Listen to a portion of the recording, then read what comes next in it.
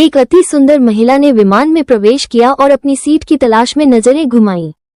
उसने देखा कि उसकी सीट एक ऐसे व्यक्ति के बगल में है जिसके दोनों ही हाथ नहीं हैं। महिला को उस अपाहिज व्यक्ति के पास बैठने में झिझक हुई।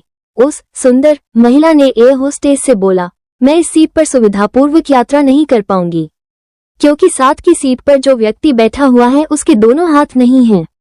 उस सुंदर महिला ने एयर होस्टेस से सीट बदलने हेतु आग्रह किया। असहज हुई एयर होस्टेस ने पूछा, मैम क्या मुझे कारण बता सकती हैं? सुंदर महिला ने जवाब दिया, मैं ऐसे लोगों को पसंद नहीं करती। मैं ऐसे व्यक्ति के पास बैठकर यात्रा नहीं कर पाऊंगी। दिखने में पढ़ी लिखी और विनम्र प्रतीत होने वाली महिला की यह बात सुनकर एयर होस्टेस अचंभित हो गई।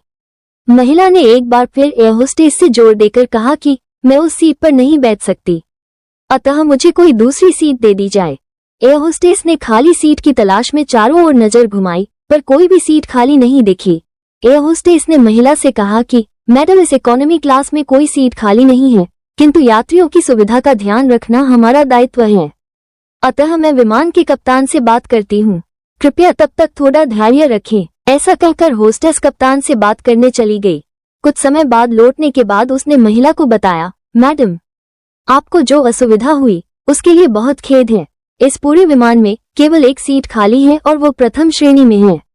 मैंने हमारी टीम से बात की और हमने एक असाधारण निर्णय लिया। एक यात्री को इकोनॉमी क्लास से प्रथम श्रेणी में भेजने का कार्य हमारी कंपनी के इतिहास में पहली बार हो रहा है।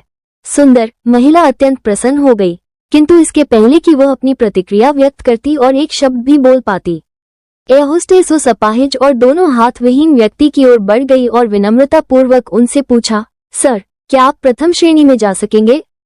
क्योंकि हम नहीं चाहते कि आप एक अशिष्ट यात्री के साथ यात्रा करके परेशान हो। ये बात सुनकर सभी यात्रियों ने ताली बजाकर इस निर्णय का स्वागत किया। वो अति सुंदर दिखने वाली महिला तो अब शर्म से नजरें ही नहीं उठा पा रही थी।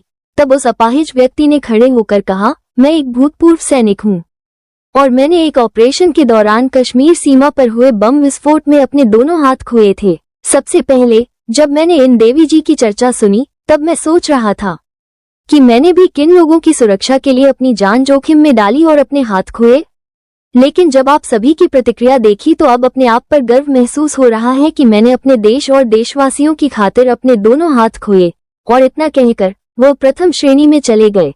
सुंदर महिला पूरी तरह से शर्मिंदा होकर सर झुकाए सीट पर बैठ गई।